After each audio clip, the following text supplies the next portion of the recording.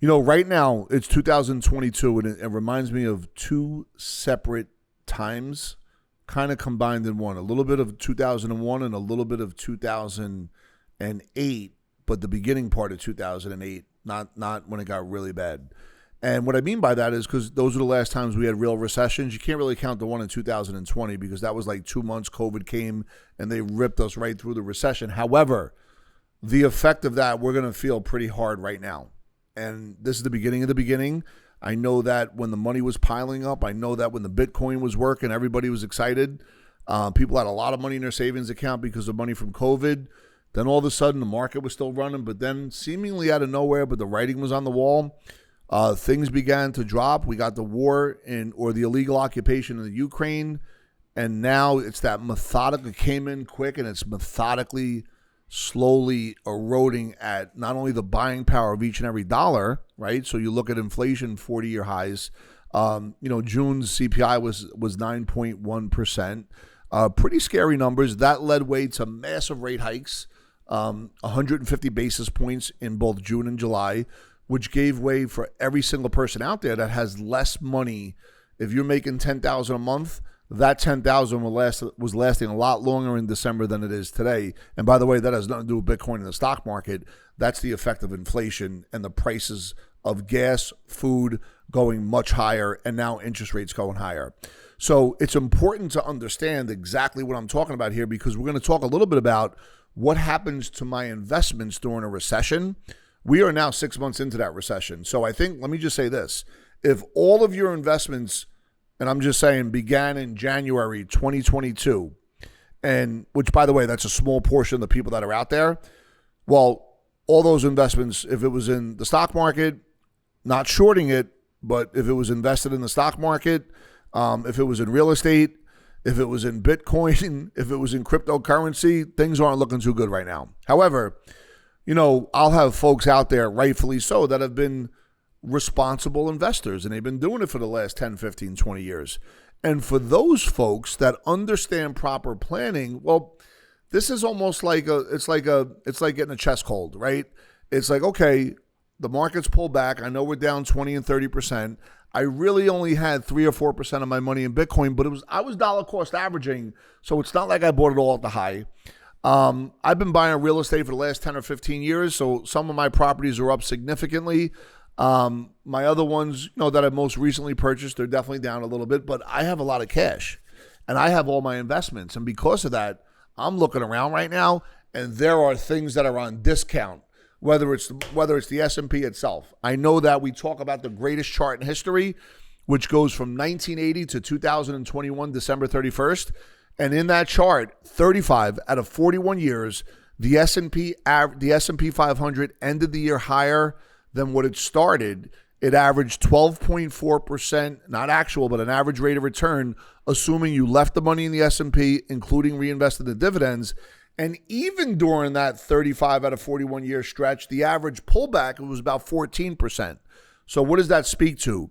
If you're irrational, if you're looking for instant gratification, if you keep up with the Joneses, if you listen to the guy that pumps gas in your car or the person that cuts your hair about investment advice, or somebody that, may be selling a educational program and the whole program is designed just for Bitcoin and crypto, you're probably really upset right now. However, if you understand that everything takes time, TIME, things I must earn, including if you're going to really turbocharge your net worth and take that next step forward, in all reality, unless you're the owner of a publicly traded company or of a company that's really grown in revenues, that's still going to take 5 years, and it probably took 5 years before that just to prepare to get to that point. So how do I answer the question, how do my investments do in a recession? Well, listen, you're going to hear from people from time to time. It's going to start coming out that, oh yeah, during the recession, I shorted the market. I actually shorted it at the high, and then I bought it back at the low. Anyone that did that is a statistical outlier. You know what I mean? So that's not like it happens every other day. And that same person is bringing on a level of risk that'll make your head spin. So here it is.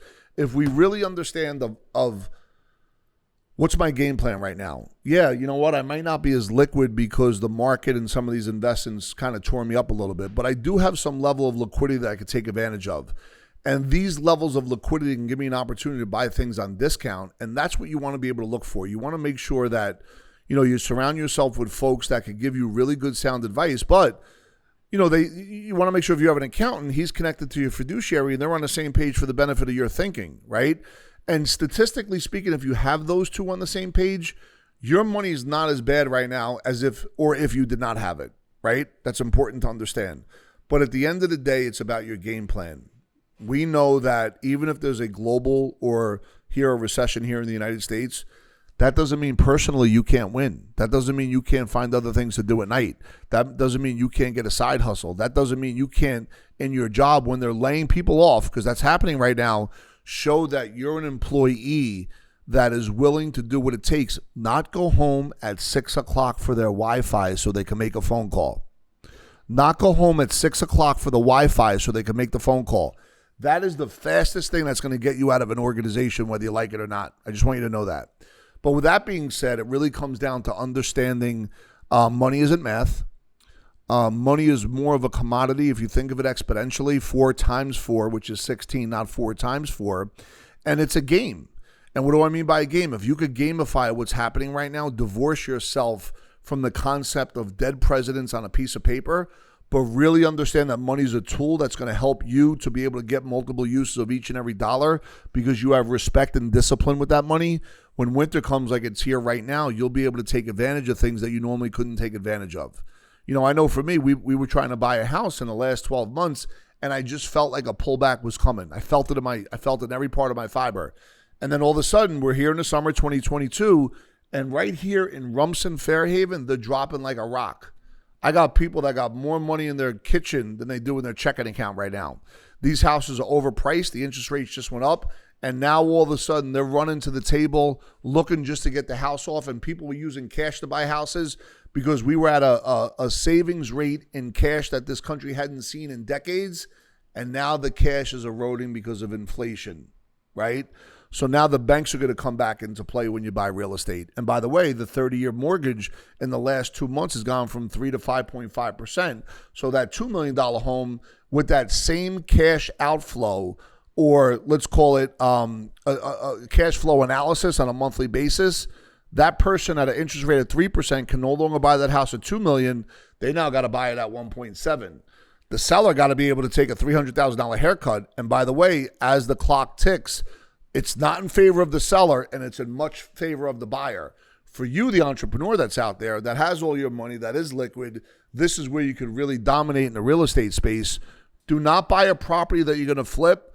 Do not simply just go into your 401k and take your money out to buy something that you can get 20 years from now. You need to strategically think about every move you're going to make. And at the end of the day, you need to get with people that can help you I.T and T cross so you can make good decisions going forward. What are some of the red flags? If somebody calls you and says, hey, listen, we found a new Bitcoin or a new currency or whatever, take all your money and put it in Bitcoin. I'm telling you right now, if you put a lot of money in real estate and you have a long-term point of view, that's a good thing. But understand it's going to be a long time before you can touch that money. If you think any investment you're going to do right now is going to prevent you from going to work, you're out of your mind.